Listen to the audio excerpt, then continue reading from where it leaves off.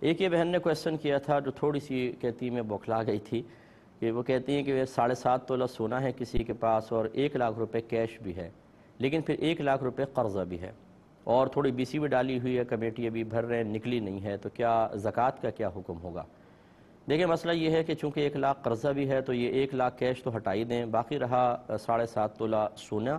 اور جو کمیٹی دی ہوئی ہے،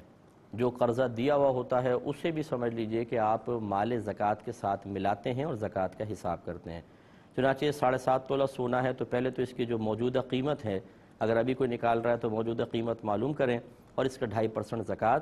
اور جو کمیٹی میں آپ نے پیسہ دیا ہوا ہے وہ بہتر ہے کہ اس سونے کے پیسے کے ساتھ ملا کر اس کی بھی زکوٰۃ نکال لیں، لیکن غور کر لیں کہ 7.5 تولہ کا جو قیمت ہے اس کا 2.5% کیا ہے، اور جو کمیٹی ڈالی ہوئی ہے اس کا جو اماؤنٹ ہے اس کا 2.5% کیا ہے، یعنی کتنی اس کی زکوٰۃ بن رہی ہے وہ لکھ لیں۔ سونے کی زکوٰۃ تو فوری دینی ہوگی کیونکہ آپ کے قبضے میں ہے، اور کمیٹی کی زکوٰۃ ابھی آپ کو حساب بنا کے لکھ لیں، ادا نہیں کرنی ہوگی، جب وہ آپ کے قبضے میں آئے گا پھر آپ اس کو ادا کر دیجئے گا۔ ایک یہ بچی نے کویسچن کیا کہ کسی دوست نے پیسہ مانگا کاروبار کے لیے، اس نے دے دیا اور کچھ بھی طے نہیں ہوا،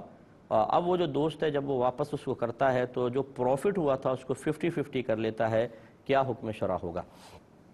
دیکھیں اس میں سب سے پہلے دیکھا جائے گا کہ اس قرضہ دینے والے نے کس معاہدے کے تحت دیا یا سامنے والے نے کیا کہہ کر لیا ہے۔ اگر تو سامنے والے نے یہ کہا کہ مجھے قرض دے دو، میں تھوڑا کام کروں گا پھر میں یہ قرضہ تمہیں لوٹا دوں گا، اور اس نے بھی یہ قرضہ کہہ کر ہی دیا ہے،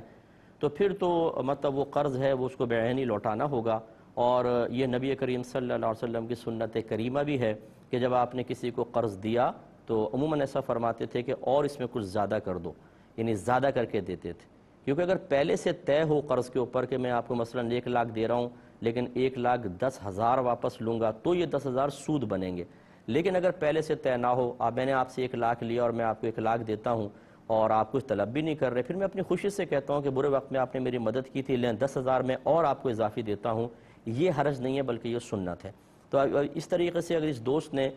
صرف بطور قرض لیا، کاروبار کیا، پروفٹ ہو گیا، 1 لاکھ یا کچھ بھی قرض واپس کرتا ہے اور اس پروفٹ میں سے بھی اس کو دے دیتا ہے، یہ طیب اور حلال ہے، کوئی حرج نہیں۔ لیکن اگر اس نے یہ کہا تھا کہ آپ مجھے تھوڑا سا پیسہ دیں، میں کاروبار کروں گا، پروفٹ ہوگا تو پھر میں آپ کو جتنا ہوگا میں دے دوں گا، مجہول رکھا تھا تو اب وہ نفع نہیں لے سکتا، اب صرف اپنا پیسہ واپس لے گا، اور یہ بلکہ معاہدہ ہی غلط تھا، کیونکہ جب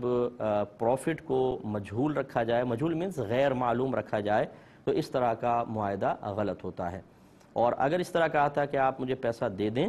کاروبار کے لیے، جو بھی نفع ہوگا ہم اس پہ ادا کریں گے، بالکل طیب اور حلال ہے یہ صورت بھی، کہ اب انہوں نے باقاعدہ طے کر لیا کہ جی پروفٹ جو ہے 50-50 ہوگا، یعنی 50% اس میں بھی کوئی حرج نہیں ہے۔ تو یہ گویا کہ ایک صورت اس کی ناجائز والی بنتی ہے کہ جب